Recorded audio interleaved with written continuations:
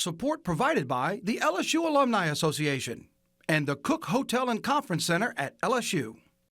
Offense is down.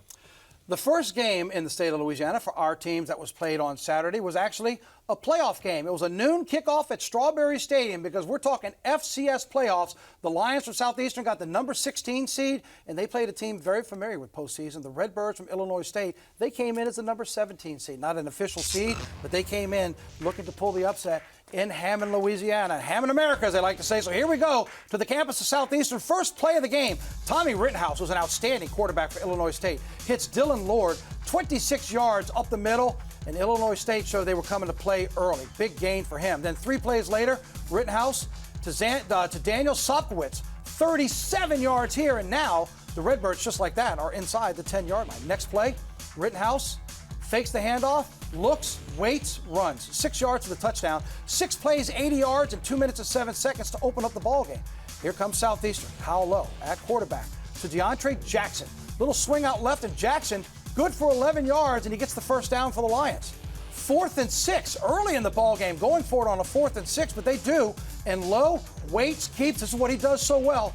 He runs, and he gets 26 yards on the 4th and 6 inside the 20 for the Lions. First play of the second quarter, Guillermo Garcia Rodriguez caps the drive with a 40-yard field goal. It was 16 plays, 69 yards, and ate up over 7 minutes. Boy, you really could have used the touchdown, but they'll take the 3 points down just 7-3. Second quarter, Carson Camp in at quarterback to Cade Collier. That's good for 12 yards across the middle. Then Camp up the middle to Lonnie Shin Jr. And the Lions once again on the move. 3rd and 4, Jaden Henry from around midfield. Breaks 1 tackle, cuts up the middle. That's good for 10 yards. But the problem for the Lions, as much offense as they were getting, they couldn't convert when they needed it the most. Like here, 4th and 3, Kyle Lowe keeps it, but the pressure is there by the Redbirds, and it stopped. A lot of yards gained, but once they got inside the 20, things fell apart for the Lions. Early 3rd now, Camp would like this one back. It's still 7-3, but he throws off his back foot, and he's picked off by Shadwell Noob, who returns it 28 yards for the Redbirds.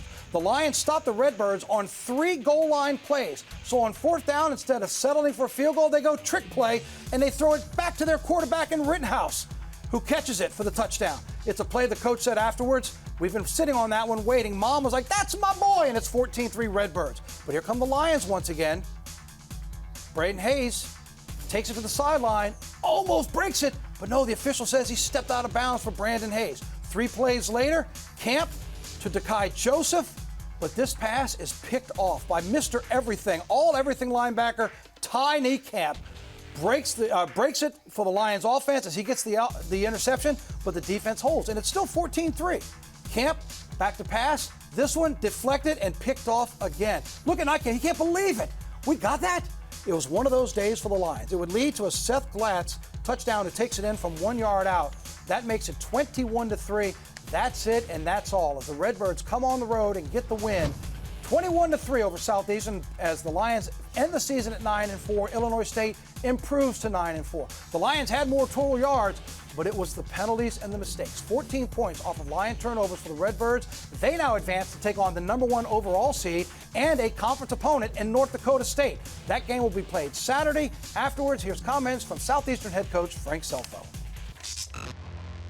Turn the football over, like it's just not going to get the at-bats. You're not going to, when you give them those opportunities. But our defense really played well today. We gave up the 7 points early, and then after that was a dogfight, right? Going back and forth.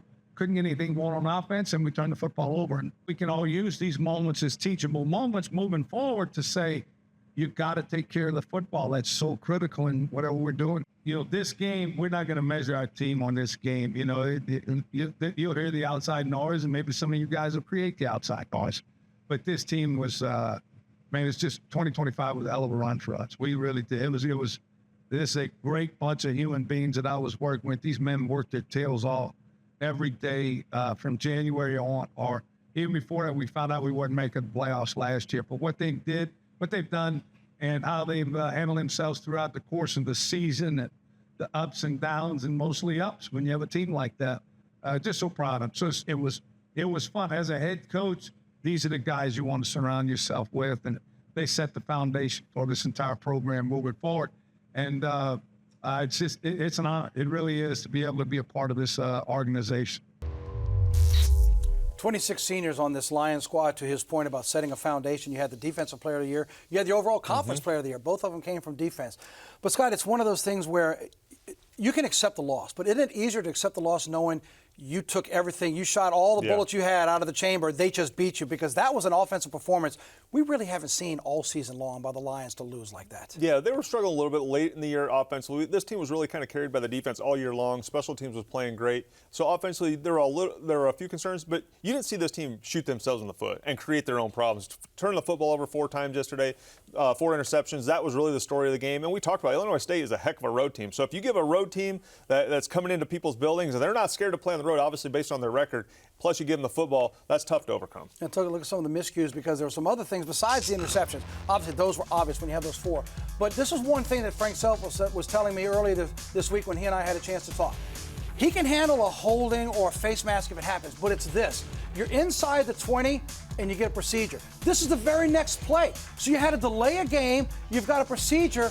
You've lost 10 yards in the same series. You're inside the 20. Now you're almost to the 30. You have to settle for a field goal. The penalties got to him with those, and then it was the interceptions. Again, to your point, we just haven't seen them have this many mistakes overcome. It's a talented team, but it hurts to know that you didn't give it your best shot, because we have seen this offense on fire, and they are fun to watch. Yesterday, that fire just wasn't there. No, it wasn't, and it's you demoralize a little bit when you turn the football over, because it's one less opportunity. Now you're back watching your defense out on the field. You're sitting on the sideline. I think there's a lot of upside for this program. I think going into next year, both quarterbacks they play this year are both underclassmen.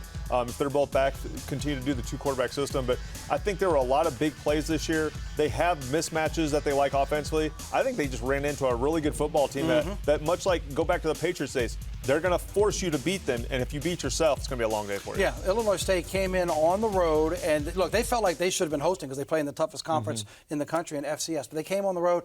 They got the job done. That's why they advanced to take on #1 North Dakota State for the Lions. It was an excellent year that just fell up short, but a lot to build on as they start moving into next season.